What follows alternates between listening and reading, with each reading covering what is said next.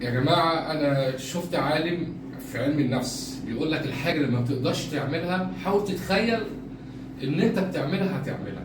زي مثلا يا عمي وين الاكل؟ وين الاكل؟ وين الكاستاي؟ وين الماكله؟ وين الواحد صار لي ساعه الأكل أهو، وصيح عليه. أكل أهو، فين الماكل؟ فين الماكل؟ فين الاكل؟ لحمة، رز. يا عمي فين الرز وفين الاكل؟ فين الرز وفين الاكل؟ اتفضل وانت شارب شيء، شايف شيء قدامك، شارب شيء عارف. اتفضل طيب، اتفضل اتفضل. طيب لحمة وفراخ ورز وشوربة، مش حرمك من حاجة.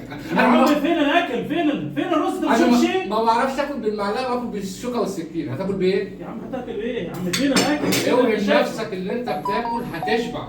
هناكل ايه يا اخي؟ لحمة لا طبعا. سخنة سخنة أوي، سخنة. كل تحط لك ملح.